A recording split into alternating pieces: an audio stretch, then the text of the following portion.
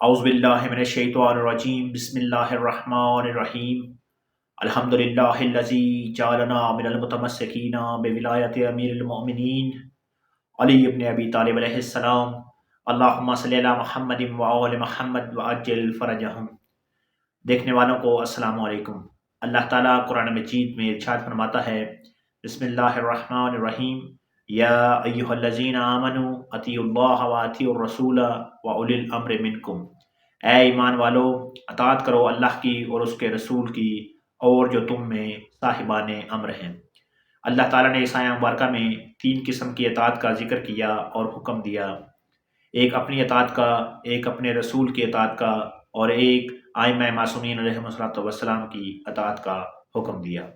اللہ تعالیٰ نے اپنی اطاعت کے ساتھ ائمہ معصومین علیہم السلام کے علاوہ کسی کی اطاعت کا حکم جاری نہیں کیا۔ آج ہم بات کریں گے کہ ایک مشہور و معروف حدیث جس کو ادھورا بیان کر کے لوگوں کو گمراہ کرنے کی کوشش کی جاتی ہے، اور ہمیشہ اس حدیث کو ادھورا بیان کیا جاتا ہے اور لوگوں کو ایک مخصوص طبقے کی طرف رغبت دلانے کی کوشش کی جاتی ہے۔ وہ حدیث یہ ہے کہ علماء انبیاء کے وارث ہیں۔ یہ حدیث اصول کافی میں حضرت امام جعفر صادق علیہ السلام سے مروی ہے۔ حضرت امام جعفر صادق علیہ السلام ارشاد فرماتے ہیں کہ علماء انبیاء کے وارث ہیں۔ اس حدیث کو صرف یہاں تک بیان کیا جاتا ہے، اس سے آگے بیان نہیں کیا جاتا، اور لوگوں کو گمراہ کیا جاتا ہے کہ علماء تم پر واجب ہیں اور ان کی اطاعت واجب ہے اور ان کی پیروی تم پر واجب ہے، جبکہ اصل حدیث جو ہے وہ کچھ اس طرح ہے کہ حضرت امام جعفر صادق علیہ السلام ارشاد فرماتے ہیں کہ علماء انبیاء کے وارث ہیں۔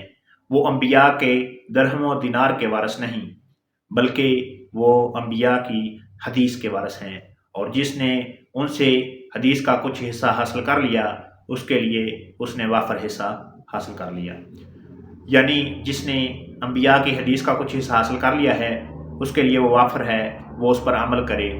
اس کے بعد امام فرماتے ہیں کہ تم یہ دیکھو کہ تم علم کہاں سے حاصل کر رہے ہو اور حدیث کس سے لے رہے ہو، یعنی تم جس سے حدیث لے رہے ہو وہ قابل اعتماد شخص ہے، کیا وہ مومن ہے؟ اس کے علاوہ امام علیہ السلام نے مزید یہ فرمایا کہ ہم میں سے ایک عادل ہر دور میں موجود ہوتا ہے جو غالیوں کی تحریفات، باطل پرستوں کے تغیرات اور جہلاء کی جو ہے تعویلات کو رد کرتا ہے۔ امام علیہ السلام نے اس حدیث میں جو ہے وہ ہر چیز کو واضح کر دیا کہ ہم نے جو ہے پیروی کسی کرنی ہے، حدیث کی کرنی ہے۔ علماء کو جو میراث ملی ہے وہ حدیث ہے، جو عالم دین حدیث بیان کرے گا وہی در حقیقت انبیاء علیہ السلام کی وراثت سے جو ہے وہ وابستہ ہے، اور جو حدیث نہیں بیان کرے گا، خود ساختہ اجتہاد اور قیاس کے ذریعے لوگوں کو مسائل کا حل نکال کے دے گا، وہ انبیاء کا وارث نہیں بلکہ وہ انبیاء علیہ السلام کا دشمن سمجھا جائے گا۔ جو شخص حدیث بیان کرتا ہے اس کی کیا شان بیان کی گئی ہے؟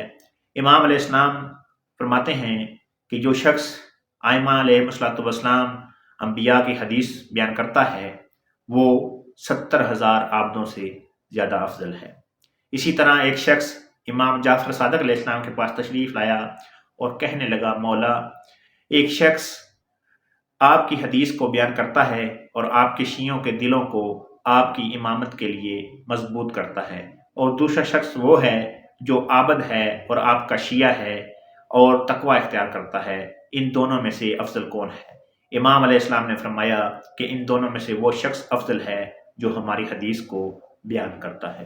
حضرت رسول کریم صلی اللہ علیہ وآلہ وسلم نے ارشاد فرمایا کہ 2 اشخاص کی زندگی جو ہے وہ باعث برکت و رحمت ہے، کہ ایک وہ عالم دین جو علم حاصل کرتا ہے اور اس علم پر عمل کرتا ہے اور اپنے آپ کو اطاعت کے لیے آمادہ کرتا ہے، اور دوسرا وہ شخص جو علم کی بات کو سنتا ہے اور اس پر عمل کرتا ہے۔